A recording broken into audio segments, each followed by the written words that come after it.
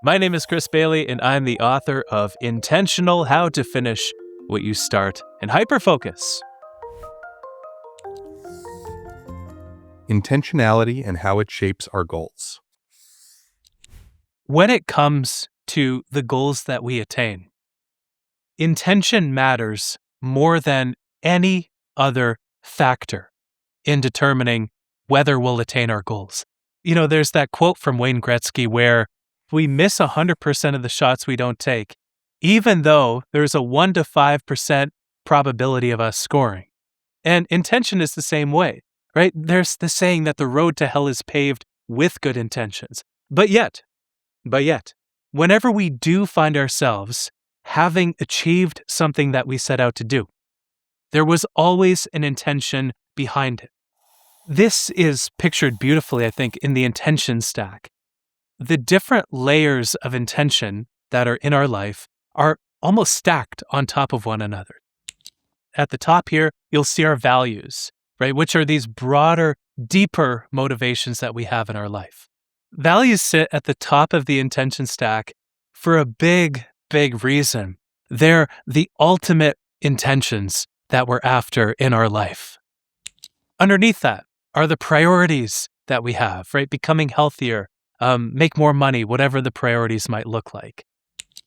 Then we have our goals, our traditional goals, which are these broader stories, narratives of change that we're driving forward in our life. Beneath our goals, you'll see our plans, right? The plans that make our goals a reality. And then finally, at the bottom, we have our present intentions. So, for example, maybe you have a goal of running a marathon, but that might lead to certain plans that you have further down the intention stack, which might be run this number of miles or kilometers this week. And then that might flow into the present intentions, the daily intentions that you have to go for a run after lunch today. But when you look up the intention stack, you'll see that the goal that you have to run a marathon, it can fit with your priorities and your values as well. So it might fit with the priority of becoming healthier, for example. It might fit with your broader value of accomplishment. And so this completes the full stack of what this goal means to you. It's not just about the goal. It's about what the plans are that the goal leads to and the daily actions that it will lead to as well. It's about the priorities that it fits with, the broader values that are in your life that it fits with too.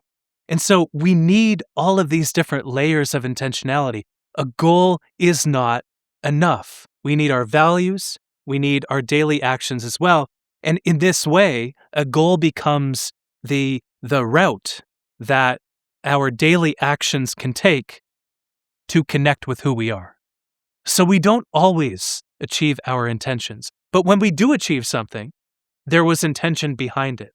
And that's why intentionality is so critical to shape, right? It's a skill that we can get better at. We can incrementally improve our ability to shape our intentions, to deepen our intentions, to align them with the values that we have, to overcome the aversion that we have to doing them, to beat the procrastination that leads us to put them off. And best yet, over time, we can make them more aligned with our values and who we are.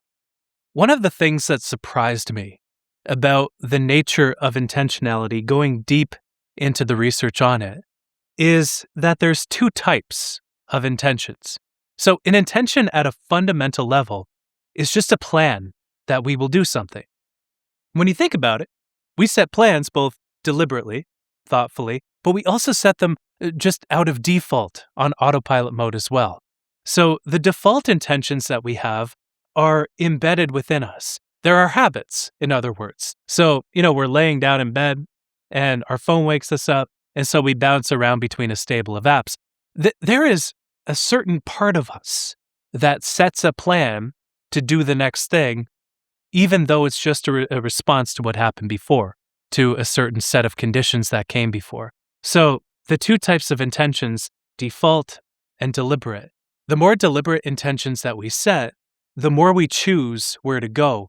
And we often also have these moments of awakening that happen in our day. So take the scenario where you're laying down in bed, you're swiping around between apps on your phone on default intention, driven forward by that habit energy. Eventually, there will come a point where it's like, okay, time to put the phone down. What do I want to do now? What do I actually want to get out of this day? Do I want to make myself an omelet and then read a book? Do I want to, get a coffee and then go to work? Do I want to, say hi to the kids? Whatever it might be, we set an intention when we snap out of that default mode and enter into that deliberate mode, and we choose where to go forward. This is why one of the most meaningful questions you can ask yourself is, what is the most meaningful thing I could be doing right now in this moment? We have all these different currencies that we try to optimize for in our lives without even realizing it. So we're at work and we're optimizing for accomplishment and productivity. We get home and we optimize for meaning, extracting more meaning out of the experiences that we have. And so intention is such that we often need to take one step back before we decide where we wish to move forward. And I think that's the key to keep in mind. If you're wanting to make more meaningful memories at home, take that step back and really consider, what is the most meaningful thing that I could be doing next after I'm done with this current thing? Should I pick up the phone and call a friend that I haven't connected with in a while? Should I just give my wife or husband a hug? Whatever it might look like. There are 1,000 potential futures that we could have at work, at home. Sometimes we have to just work within the autonomy that we do have, which is constrained often. But when we do have that ability to actually take charge and choose where we go, that is the time to root ourselves down and really decide thoughtfully, what do I want that will make me more productive or allow me to extract more meaning out of my next experience? So every intention has a different source, duration, strength, and depth. So first of all, we have the source. The beautiful thing about intentionality is our intentions come from a whole host of places. Some of them, this deep-rooted conditioning that we have, and others more deliberate. We have these default intentions that are embedded within us because of our biology, for example. So if you're on a road trip and you need to stop at a restroom, you set an intention to make a pit stop the next chance you get. The social environments we're a part of. We catch the social conditioning that other people have. If we join a new company and people there, don't love going to the bar after work like they did at the previous company, that will inform the intentions that we have. We'll set fewer intentions in that direction, maybe become a bit healthier as a result. So we get intentions from our biology, the social environments we occupy. We also get intentions from all the lessons we've learned. And so maybe we interact with the world in a certain way, and that teaches us a lesson for how we should behave. And then we learn to do things differently the next time, to not, pick up and eat apples off of the grocery store shelf as a child. I now know that as an adult. But we get this conditioning from our biology, from lessons we've learned, from the conditioning in our past. But there's also the deeper sources of intentionality that we can have as well, like our self-reflective capacity. So every intention has a different duration. So we can have a tiny intention to tie our shoelaces before we go for a run, which could be a part of an even greater intention that takes place over a longer period of time to run a marathon in a certain amount of time, which could be a part of a broader priority in our life to become healthier, which could be a part of a value that could be even broader than that, like feeling secure in our body. Personal security is a fundamental human value. So we have the source, we have the duration, but we also need the strength of an intention as well, which is a function of how much we desire doing the intention minus the aversion that we have to doing the intention. So sometimes our desire will far outnumber our aversion. And so we'll be motivated, we'll be fired up to do it. But of course, that changes over the timeline of goal attainment. And so we need to account for aversion in overcoming procrastination. And the final attribute of our intentions is their depth. Every intention that we have is connected to a different extent to the values that we hold most dear. So my two biggest values happen to be self-direction and pleasure. I love going my own way. I love sense pleasure, delicious meals, baths, you name it. And so anything that is aligned with that feels deep and motivating to me. Making the gym like a spa is very motivating to me, as is finding an enjoyable, sustainable way of eating. Very enjoyable to me. But other intentions like, increase cardiovascular fitness after surgery I had a few years ago. I'm okay, don't worry.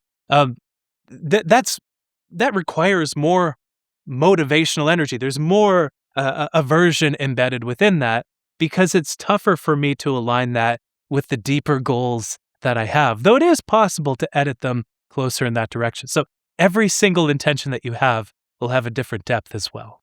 If somebody took just one idea from intentional, it's to really become more deliberate about the intentions you set across multiple layers of that intention stack.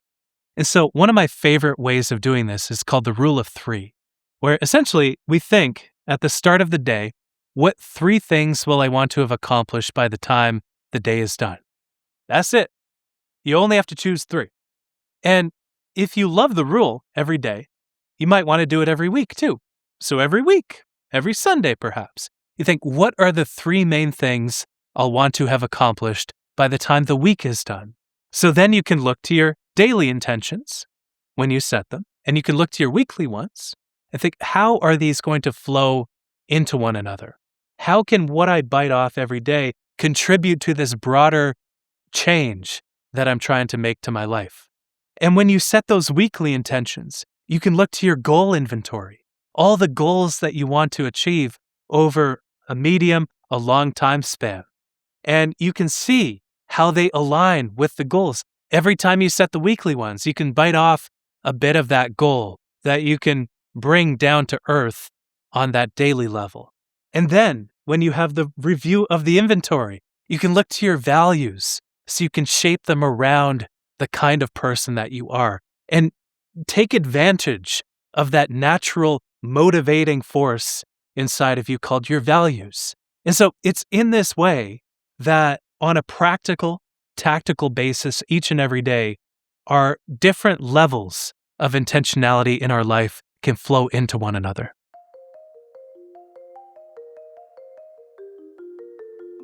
Want to support the channel? Join the Big Think members community where you get access to videos early, ad-free.